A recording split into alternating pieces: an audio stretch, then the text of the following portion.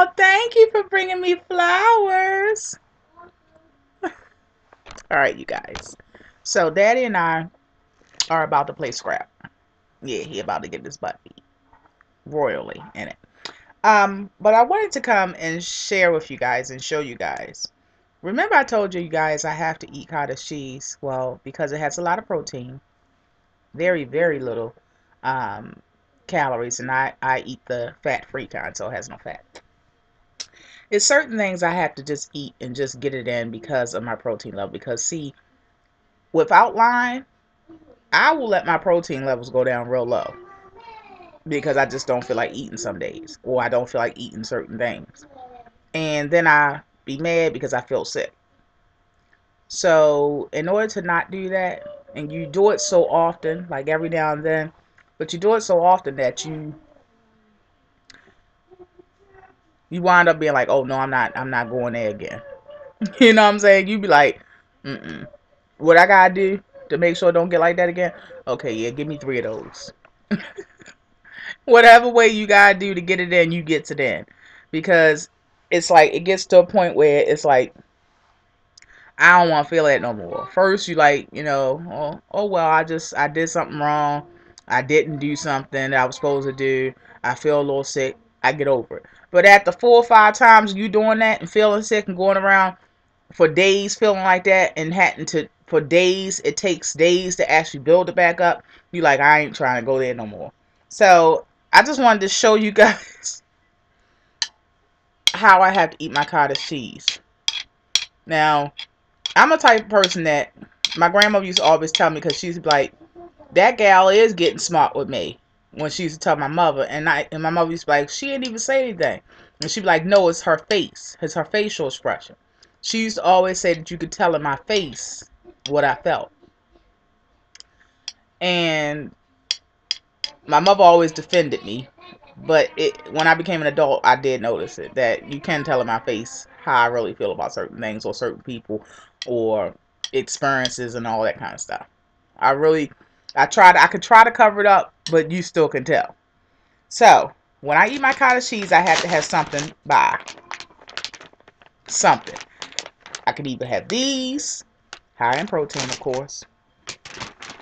These, my body ain't really tolerating that right now no more. Or something like this. Something sugar-free, piece of candy or something like that. We all have little stuff like this, every now and then. You don't want to eat this every day, but like when I have like a really bad taste in my mouth, or I feel like I have nausea, because I do have nausea real bad. When I feel like that, I have to have little things around. I try to make the little things the best choices for me. For me. Just for me. So, like, I just saw it in my face just even looking at it. Alright, so I'm eating on a baby spoon, yes. That's what I eat on because I don't want to take in too much food. I know it sounds funny to you guys that are not sleeved. But that's just a little trick that a lot of gastric patients go through or do, especially in the beginning, because I'm only 4 months out. That's 120 days. That's not no time. But this is what I'll eat in one setting. But it has a lot of protein in it. But it tastes like Satan's supper. Like, I don't know how people be doing it. Like, I seen a talk show the other day, and the little girl was eating cottage cheese out of the container with her fingers. I think it was Dr. Phil or something like that. And they was the parent was on there saying that they're trying to teach her good eating habits and all that kind of stuff. As far as like to sit down with a fork and eat, because she was scooping it out with her finger eating. And I'm like, you couldn't choose nothing else better than that refrigerator than some cottage cheese? I have to eat cottage cheese. And ain't no way in hell I'm going to sit there and choose to eat it and be so pumped to eat it. I'm going to scoop it out with my finger and eat. Can't do it. I don't know what cloth they cut from. I don't know if, people that like this stuff ain't used to good cooks, but I'm a good cook, and cottage cheese is not good. I'm sorry. It's just not. Anyway, I just wanted to share with you guys how basically, in a sense, if you ain't ready for the surgery to treat your body like a machine, then you're going to have a real hard time. And we all don't know this in the beginning. That's why I'm saying it. You are going to have to treat it, at least in the first couple of months, you're going to have to treat your body like a machine. Meaning that you're going to be eating for function. You're going to be eating for nutrients. You're going to be eating, pouring fuel in just like a machine. It ain't going to be much of that eating and enjoying. It ain't going to be much of that. Those days are over. They may resurface later on. But for the first couple of months, boo-boo, yeah, you are a machine. You are a machine. So sometimes you're going to be having to put in stuff that you really don't want to put in. Now, I force myself to eat this because of the protein intake. But a lot of things that I would have to force myself or try to force myself to eat will come up because it's like a mental game. This sucker don't want to come up. It tastes nasty and I don't like it and I force myself to eat it, but it won't come back up. But let it be something else that I want. Oh, that'll come right back up. But this don't. This don't. But anyway, I just wanted to share it with you guys as I'm actually eating it.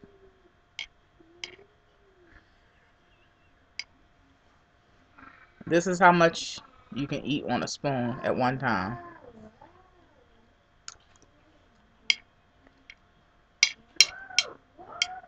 Is my nostrils flaring?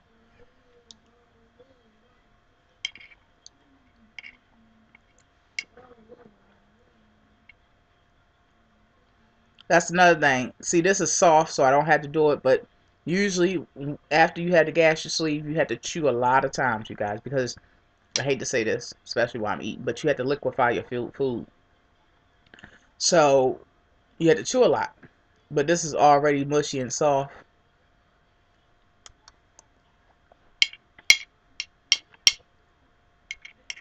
Now I be thinking.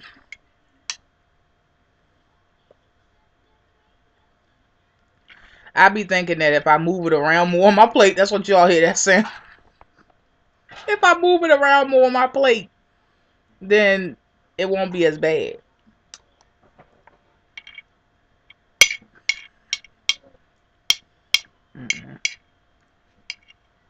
Now after like 3 or 4, you ready to get your butt beat in Scrabble?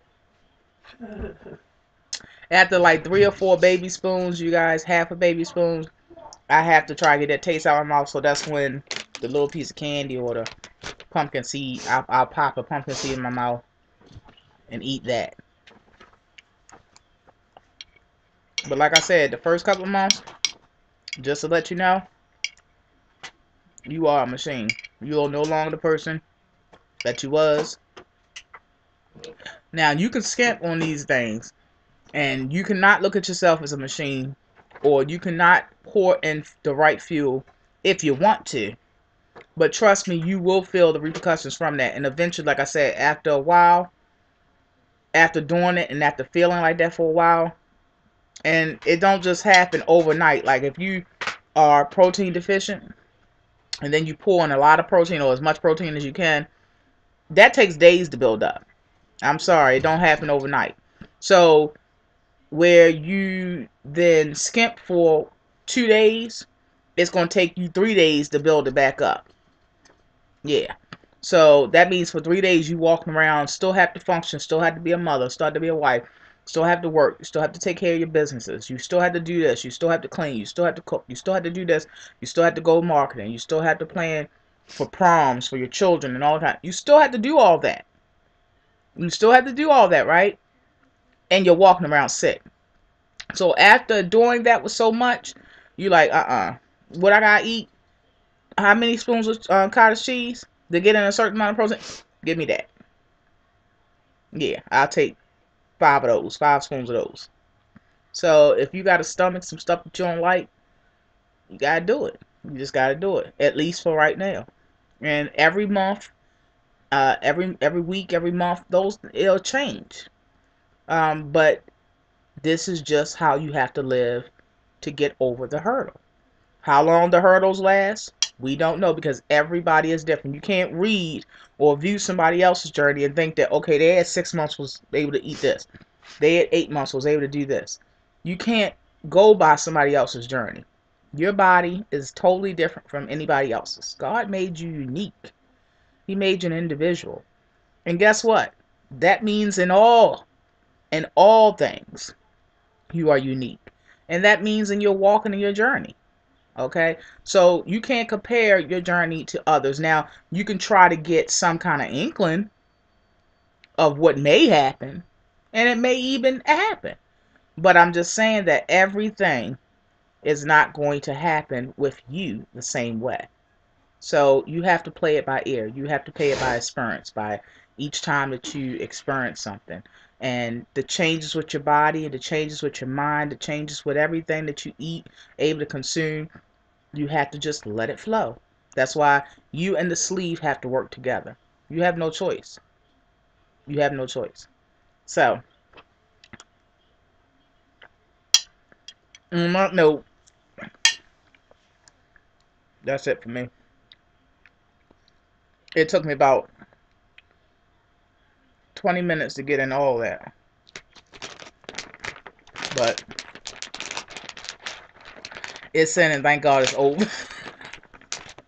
On that note, you guys, I don't like eating the edges. I'm so fun. Daddy, see, I told y'all I'm real funny about stuff. I don't like eating the edges around my food. If you notice, that's the edges. I don't like the edges. I don't like the edge. Big edge over there. That's a big. Like I tried to get out of. Yeah. Eating. Yeah. Anyway, all right, you guys. I'll talk to you guys later. And I hope that this has helped you and gave you a little bit more insight into my life, my journey, behind the scenes. All right, talk to you guys later. About to play Daddy and Scrabble and whip that butt. Yeah, right. Be blessed. And watch the